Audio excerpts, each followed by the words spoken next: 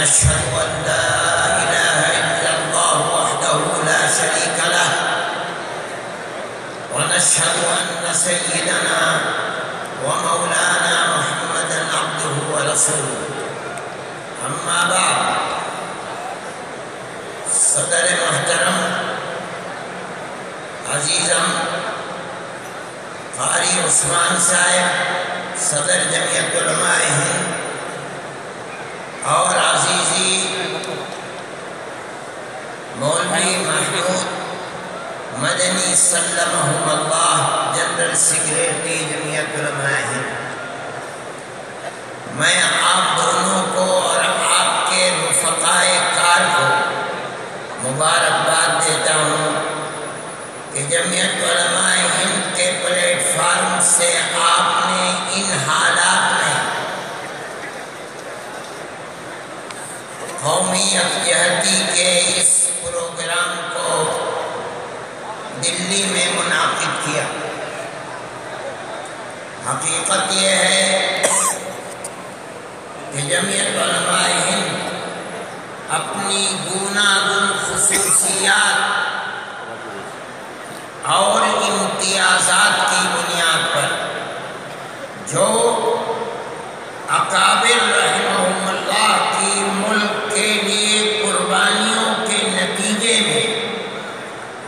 جمعیت علماء کو حاصل ہوئی ہے، تنہا جمعیت علماء ہی اس ظلمت کدے کے اندر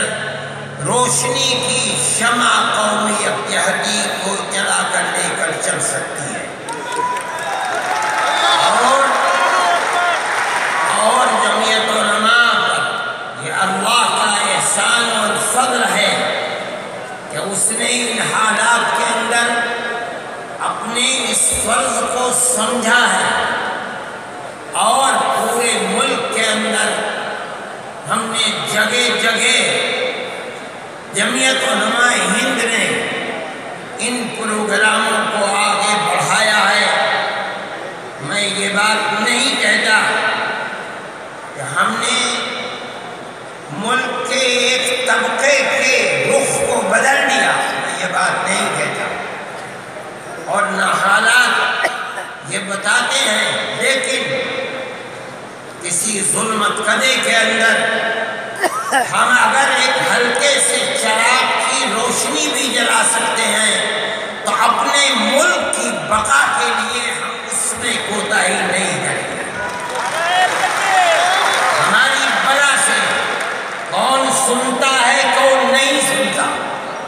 کون ہماری اس آواز کی قدر کرتا ہے کون نہیں کرتا، کون ہمارے راستے پر چلتا ہے نہیں چلتا۔ ہم بباغ دہل کہتے ہیں کہ نفرت کی سیاست کرنے والے ملک کے غدار ہیں، بے ایمان ہیں۔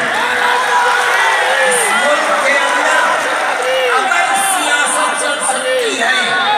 ملک میں امن و امان رہ سکتا ہے، اقلیت اور اکثریت رہ سکتی ہے، چین و سکون کے ساتھ رہ سکتی ہے، تو پیار و محبت سے رہے گی، ورنہ ملک کا نظام تباہ اور برباد ہو جائے گا۔ ہماری اس بات کو کوئی سنے نہ سنے، ہماری اس بات کو کوئی سمجھے نہ سمجھے، ہماری اس بات کی کوئی قدر کرے نہ کرے، ہماری اس بات کو کوئی عقل کی بات کہے یا دیوانوں کی بڑھ کہے، لیکن ہم اپنے اس موقف پر اتنے مضبوط ہیں کہ ہمارا پہاڑ ٹل سکتا ہے، ہمارا موقف نہیں بدل سکتا۔ ہم یہ سمجھتے ہیں ہم اپنے بھی اس ملک میں جہاں ہم ہمیشہ سے رہتے چلے آئے ہیں، 1000-2000 سال سے نہیں، ہمارے آباء و اجداد جب سے یہ ملک ہے تب سے ہم اس ملک میں رہتے چلے آئے ہیں۔ یہ الگ بات ہے کسی نے اسلام کو قبول کر لیا،